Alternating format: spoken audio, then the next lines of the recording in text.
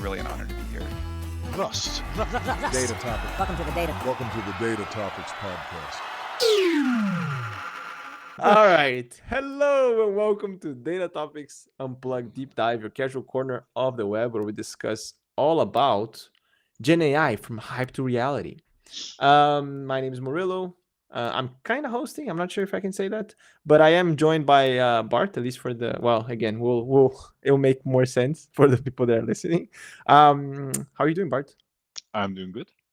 Good. We're also doing remote, but we have maybe, can we call it a Christmas edition Data Topics episodes?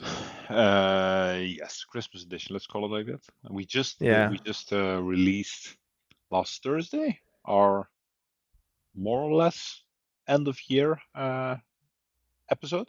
Yes. A bit of a look back at the year, a little bit of a look forward to us next year. Yes. And then last week we had our RootsConf. My camera is acting up Again. from remote issues. But last week we had our RootsConf, which is our internal knowledge sharing event, Yes. and you had the good idea to record some sessions. Indeed. Right? So we did record a few sessions. So we thought that for the month of December, we would be fun to bring them, share them with everyone as maybe an early Christmas gift. Can I say that? I'm not sure. Well, maybe. Let's see how Creates a lot of expectations, right? Yeah, that's true. But yeah, so we have a few sessions. So in the following weeks, you're gonna hear them out from the RootsConf there, live back then. The first one, what do we have for today, Bart? Yeah, maybe just before we dive into maybe just a little bit of more information. So our internal knowledge sharing event, RootsConf, happens once a year. We have tons of interesting talks by a lot of our colleagues on a lot of different topics, really ranging from AI, data engineering, platform engineering, strategy, etc. So it's a very very inspiring day. Also, nice atmosphere, nice vibes. And what Murilo did is, after some sessions, I think in total 3, you grabbed these people by their collar and dragged them into a podcast room, and then you had a small interview on the topic that they just presented, right? Exactly. And like you said, there was a lot of talks, also some workshops, so a lot of cool stuff. So we had to pick a few that would also match the timetables, and also they're a bit shorter as well. We didn't want to, well, like you said, it's a lot of events for them as well, a lot of talks. So not to keep people too long, but it was a lot of fun. It was a fun day. And it's basically 3 micro episodes, right? That of which the first one will be today. Yes, that is right. So then, what do we have today? The first one is from Tim Leers and Ben Mellarts about generative AI, and they go a bit into what's all the hype and what is the reality behind the hype. Yes, really cool. Well, I really enjoyed talking to them. Indeed, it's a bit like, where do we see is going? Where are the challenges? What are the things that are just hype? What are how we can think about AI going forward? What are the challenges? What are also some? I was also surprised by some of the information they brought. I think it's also because we are a bit in a bubble. We are in the data bubble, let's say. But I think if you step out of it and look at more holistically, there was a very enjoyable conversation. A lot of interesting parts. So without further ado, let's do it. All right. Cheers. All right. So I'm here with Ben and Tim at the RootsConf. Hey guys. Hello. Hi. How are you? So Ben, you've been on the last year's RootsConf. You also did an appearance here and there. You said, "Oh yeah, I'll come for the regular one," and they never did. Anyways, Tim, is your first time? It is my first time. It is, right? Okay, cool. So maybe, for both of you, would you mind introducing yourself quickly for the people that do not know who you are? Sure. Thank you, Ben. I'm Tim. I'm the generative AI lead at DataRoots, which means I help our customers figure out what they can do with generative AI, whether it's strategy or implementation. Very cool.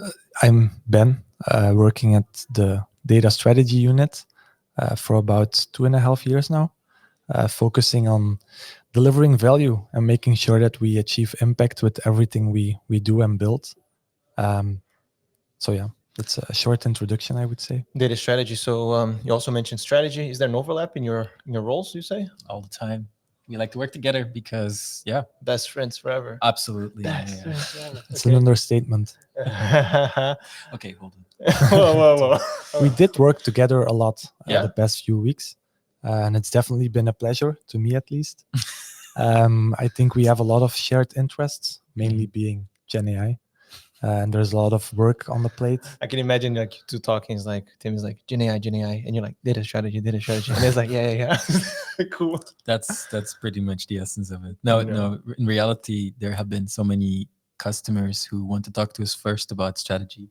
Yeah. And so naturally, we're some of the first people that get to talk with the customers about it. Maybe a quick question then before we dive into your RootsConf topic. How would you say what would you say is the state of Gen AI these days? Right now it's in November 2024, right? I think these things go very quickly. What would you say like businesses are at? Do you think there are like is it just hype? Is it are they actually building stuff that is already going to production? Is it more POC? Is it people interested but not trusting? Is there what would you say? I would say many topics you are referring to is something that we addressed during the talk. Okay. And I think there's two sides to it. I think many people were optimistic and skeptical, and we tried to understand the reasons for both. We also gave some general updates on the state of Gen AI, talking about, for example, the huge energy consumption, but also the convergence in model performance, the new pricing tiers, also discussing the economic potential, some typical use cases. So talking about the state of Gen AI in general is quite difficult. Yeah. But I think if you take a look at the bigger picture, tomorrow it will be exactly 2 years ago when ChatGPT launched. And we already expressed today that there is a world before and after ChatGPT in terms of democratizing AI. Everyone with an internet connection suddenly is interacting with AI. Actually, not everyone. Something that Tim mentioned. But it's truly a paradigm shift. And that's something that we've been discussing too, why it's a paradigm shift, the big shifts that have been taking place. And I think in the coming years, there is a lot of work to do. And we need to be there as Data Roots to help our customers in asking the right questions and then trying to answer those questions. But yeah, probably Tim has something to add to this. Yeah, but we only have 20 minutes and we could go on for an hour about this. No, just taking a step back, your question is broad.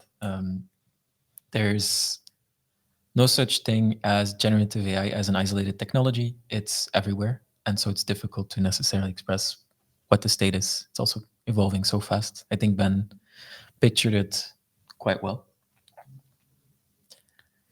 You asked a question about where companies are at.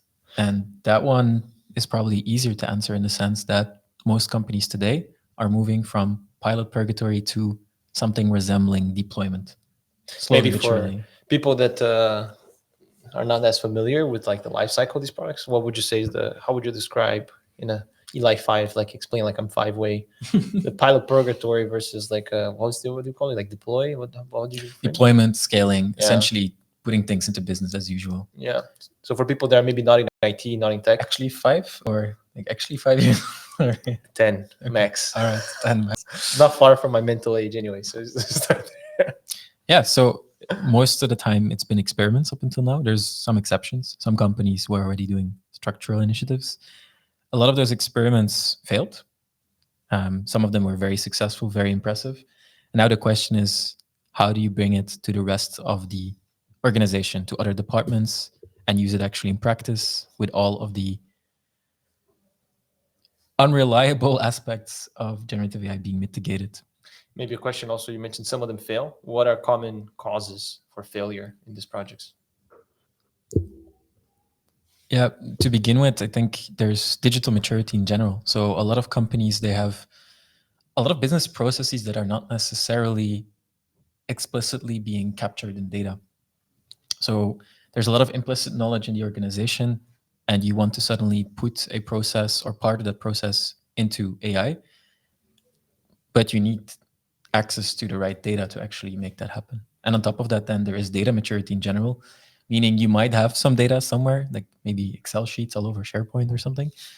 Good luck using those. There's going to be a serious effort required to actually get that working for a lot of use cases. Cool. And maybe we've been dancing a bit around the presentation Can, topic. can I add something to the Please. previous? Please do. I think also in terms of Gen AI literacy and policies and so on, there's still a big uncertainty around the topic. And I think for a full organization to benefit from the advantages of Gen AI tools, I think it's also necessary to train people, to make them understand how they should interact with it, to make them understand the inner workings. And this is something that organizations have not yet done so much, in my opinion. And I think they are still trying to figure out how they should form a policy. Like, for example, can we put this data in a chatbot, yes or no? How should we interact with this chatbot? How should we deal with the output of it? So I think there's also a lot of work on the plate on that side. Yeah, maybe on that, piggybacking on that, I also, and this is my personal view, and I want to hear if you agree, is not just the literacy, but it's also having the right people, right? Because I think maybe if there's an engineer that is playing with these things, that is trying, then that person understands really well. It still needs to get to the decision makers to really say, this is something we need to invest. This is not something we need to invest. This is something that we should like take care. This is something we can go fast. This is something we cannot go fast. So I think personally, in my experience, over the years, what I've noticed is like I need to pitch the right idea to the right people at the right time. And I think that's why I also think these things take a bit longer, right? Because also a lot of the times these key decision makers, they're also very busy people, right? So it's not like you can just snatch the time here and there. They also they're splitting their attention across multiple things, right? Would you do you subscribe to that? Do you think this is also I'm also wondering if there's what are the people that are playing with Gen AI these days? Actually, maybe one thing that raised my eyebrows here, like you mentioned that not everyone is touching Gen AI. Even what maybe you want to dive in a bit more on that, like what do you mean by that and why are they not? Should have been at the presentation, Murilo. I should indeed. No, so if you look at the numbers, less than half of the people, or approximately half of the people, across countries like what was it, UK, Argentina, US, a couple of others, half of the people haven't heard of ChatGPT. Really? And of the people that have tried it, most of them don't come back. And of the people that do come back to ChatGPT, start using it again. They use it once or twice, and then they stop using it. And then there's a big portion of people that use it monthly. If we look at the amount of people that use it daily or weekly, it's actually quite small. It's like less than 20% at least. Like talking ChatGPT specifically, generative AI, probably the numbers are a bit broader if you start including stuff like, I don't know, DALL-E, image generation and whatnot. But overall, there's actually fewer people using it consistently. And it's also what you see in organizations when you start deploying these types of tools in practice. ChatGPT, Copilot, Gemini.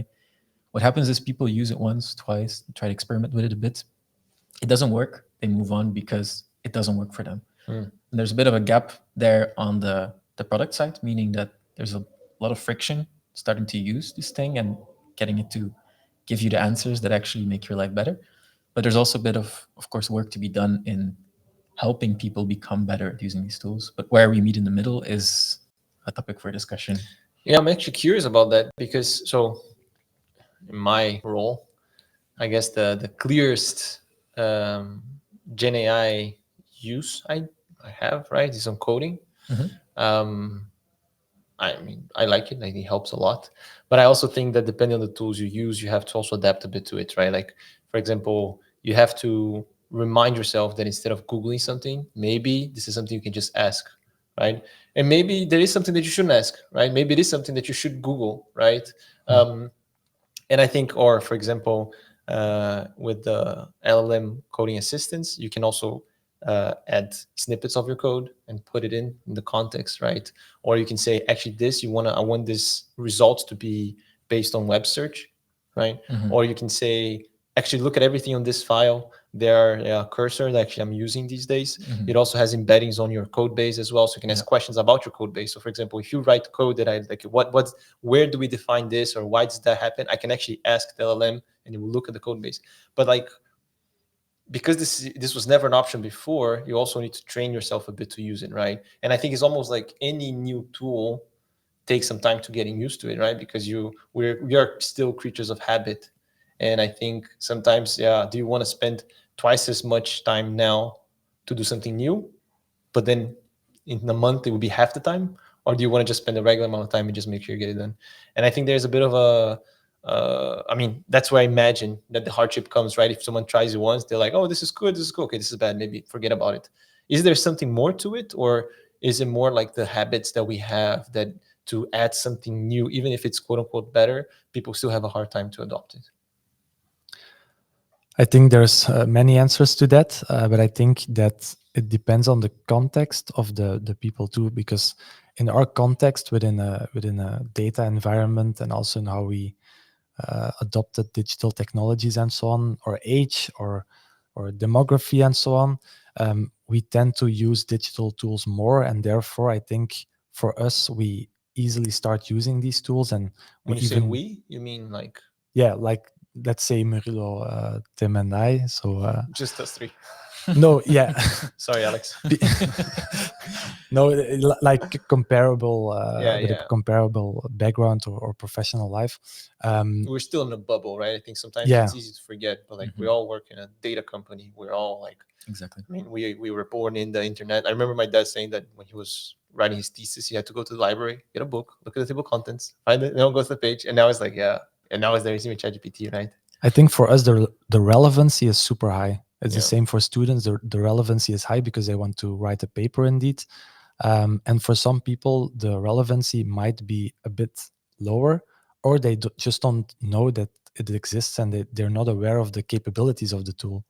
And you mentioned like there's a, so you mentioned, Tim, earlier that there's a bit of a trade-off, right? There's a bit of like people need to maybe push themselves a bit to touch the new tool, but also the tool should also evolve to meet people where they are, right? Maybe a very silly example, I don't know, if you embed Copilot on the email client and people don't need to switch tabs because it's already there, maybe it's like a nicer autocomplete, right? Like maybe it's something like that. So as a dummy example of getting tools closer to the people, right? Is there any strategies, any you have any thoughts on that exactly? Like what kind of questions we actually need to ask, or what are the things we need to invest? If this is the thing that will unlock Gen AI for a large group of people, what are the questions that we should be focusing on? I think the framing of that question is interesting. So I'd like to take a step back, because actually what you're describing is, in the existing way of working in business as usual, how can we make people adopt these tools, like whatever they're doing, maybe writing emails and so forth. I think there's actually like two ways to look at this. One, we stay within business as usual, we keep doing things as we are, but we find ways to increase efficiency, to increase the impact of what we do with generative AI. You gave a great example, efficiency gains by bringing co-pilots to the email and be faster at writing emails. It hasn't happened to me, to be honest, but impact is, okay, we're building AI models using random forest today. Maybe we can use generative AI in some way to supplement that, make the accuracy higher. I'm not saying that's typically the case. And because of that, you have a higher impact. But then deviation from business as usual is where we look at how we're doing things, how business processes work today, which steps we take to go from A to B, from A to Z probably, and reconsider that. Think like, okay, where can we actually just do things differently entirely? And today we're very much in a stage where people, but also enterprises, are in that first pattern of focusing on business as usual. How can we make it more efficient, more impactful? And only later, typically, you start to see people moving more and more towards that latter phase where they're thinking of how can we do things differently? What actually changes fundamentally?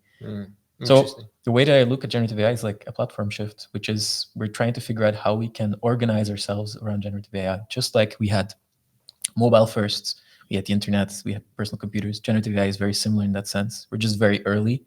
And so today we're figuring out questions like, should we meet people in the middle?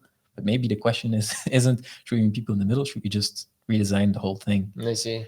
And so right now, you think are you saying, if I understood correctly, that we're in this transition point of going from just increase efficiency of the old way of doing, or looking for the new way of doing? Or would you say we're still more on the old way or more in the new way? What would you say we are, or what do you observe? We're currently still just figuring out how we can use it to be more efficient, impactful. For the most part, there are exceptions, of course. Yeah. There are some industries where it's very clear what the transformative version of whatever we're doing looks like. Some of it somewhat concerningly so. But to zoom in on your original question, which was more about, how do you think about where to focus, like how do you decide whether you meet in the middle or not? I think if you look at the types of tasks in organization, you have a bunch of different tasks and business processes that occur very frequently. So you have like a distribution, let's say, of tasks. You have some that happen very frequently. There's ROI because it happens a lot, those tasks. So there's sense in automating it. Maybe the digital maturity is enough, data maturity is enough. So it's a very good target for using Gen AI in some extent in automating it. But then there's a very long tail of tasks and business processes that are super infrequent because of the complexity of doing business, because maybe there's no standard operating procedure and so forth. And there it's much more difficult to do that. And that's actually where the whole co-pilot SaaS-like way of working comes in. It's about personal assistance for people versus standardized solutions for things that we do very frequently and where we build products for. So essentially, here's a general chat interface. Maybe you can do something with it, learn to do prompt engineering for the long tail of tasks that are infrequent in the organization. And then there is the bulk of tasks and business processes that happen a lot. They create a lot of value. They're important to the organization. So let's build a product for that or buy it. Yeah. So it's like specificity for the things that are very common and generic, something multi-purpose for the things that are less occurrent. Sure. Okay. Cool. Interesting. So we talked a bit about the maybe the state of Gen AI. I know that also Gen AI more and more becomes a big topic, right? We talked a bit about the adoption of Gen AI. You also mentioned you mentioned security or efficiency as well, the environmental impacts of that. Yeah, both topics are interesting to discuss, I think. Let's first talk about the environmental impact. So I think it was 280 households yearly electricity usage that has been used to train GPT-4. That's huge, of course. We also talked about big tech players thinking about even building their own nuclear plants, which is crazy. It's really crazy. Dedicated for these things, right? Yeah. So definitely, I think in the coming months and years, there will be a lot of news on that too. The good thing is that some technical measures are being taken too, techniques like distillation and so on, which help in reducing the environmental impact. But still, it would, if you think about it, if you look up the numbers, to me, it's not being spoken enough about. Maybe also you mentioned the techniques before we tackle on why this doesn't get as much attention. OpenAI O1, the strawberry, right? Like it basically, from what I understand, it has a chain of reasoning. So basically, when you're asking a question, it takes a bit longer because it has a lot of iterations, right? And in a way, the compute cost increases when you're asking questions, when you're using the tool. But I think that when you were training, before, when you're building the tool, it was less expensive. That's what I remember seeing, that there was I guess also from OpenAI, now that these things are very open, right? But I think the premise was that you can spend less time doing training for more compute during inference, and you would still get very good, if not better, results. Is this a solution? Because I'm also wondering, with the adoption of these models, if we have a lot of people using these things that are very expensive, does it offset the training cost? Does it not? There's also the whole thing that, like, maybe if you train the model once, you can also do transfer learning, right? I'm not sure how realistic that is. But are there any solutions in this space, or do you think this is do you think that as we evolve with new models, this will not be a problem anymore? Or do you think that it will still be a problem and we just need to get more data, more energy, like these companies are doing. I mean, I know I'm very in the dreamland here. It's like it's very like high, like it's very hard to make any predictions here. But do you have any opinions or thoughts on this? It's a very good question, difficult one to me. I'm happy to take a stab at it, Ben. Take your time. Think it over. I think it's better if you take this Okay, one. sure. Tim. So there's two things I think that I want to address there. You talked about OpenAI O1 and whether their, let's say, technique could be interesting for reducing at least performance to energy usage, whatever that ratio is today. And then the second question was more broad, like what are the potential pathways? Yeah. So also because you mentioned that the energy question is a problem today, I guess the broader question is: do you think it would still be a problem in 2 years from now, or do you think that techniques like O1 or could be distillation or could be things? Do you think these things would catch up? Okay, so maybe just for context, the reason why we're hitting these issues right now, like the physical limitations of what our current power grid can do for us, is because all of these companies are over-investing. They're over-investing into GPU infrastructure because they think it's better to over-invest right now. So over-invest means we won't get any actual return on investment for the next few years, but we're still doing it anyways. They're doing it because they want to win the next platform shift. They don't want to be left behind. That's like why they're doing this, more or less, right? And so what happens is that they're finding out that they're hitting the limits on where you can actually build data centers, where you can build places with a bunch of GPUs, clusters, and also where the power is affordable enough. And so there's this huge competition indeed to get the best locations. And so that's why you're seeing this huge push right now. Because actually, if we look at consumption, probably we would have been somewhat okay with the capacity that we have today, but they're just preparing for the next platform shift, trying to be ahead of everyone else. Because you're limited by your compute. So that's one thing. As for your question about OpenAI, I think OpenAI is the furthest thing from an example about how to be energy efficient, simply because their philosophy, their core philosophy is scale. It's just about scale. O1 is essentially, let's train an end-to-end chain of thought reasoning model. Let's just take all of these system components or all these prompts that you would typically have and just let's try to put it into a model artifact. And that's their approach overall. So their philosophy, at least, will never be about energy efficiency. At least it hasn't been, historically speaking. Will it actually help with energy efficiency? Also very doubtful. Okay. Because what you're saying is potentially it's more performant. The amount of energy that you put into it to get its performance might be better. You need less energy to get the same performance, let's say. Could be true, but there's probably a lot more better ways to do that. But of course, if you can improve the general capabilities of your model, make them better, and you pay the same energy price, then yes, of course. So there's multiple angles to this. Yeah, I know. And I think, like you said, we can talk a lot, like Gen AI, like all the ethical and all these things. Maybe to wrap it up, you mentioned, well, it's not talked enough, the environmental, right? So what are the main things you're concerned about the environmental consequences of this? Why are we not talking as much, in your opinion? And what would you like? And so just as a close, it's a lot of questions. It's a multi-step question. What would you like to see in the Gen AI space next year? By the end of 2025, if we sit down, what would you like to be able to say? I think the main reason that there's not being spoken about the environmental impact, it's because there's so much going on in the field. The advancements keep on stacking up. We keep seeing new AI assistants, even close to home, like Zalando, Albert Heijn even. So I think the hype has been too big to talk about the downsides of it. And if we take a look at the Gartner hype cycle, we can actually see that we're on a tipping point going to the disillusionment phase, I think. Maybe for like people that don't know the Gartner hype cycle, no? It's a hype cycle? Yeah, it's basically we can put on the show notes as well, but yeah, very shortly, new technologies, disruptive technologies follow a certain pattern when it comes to expectations.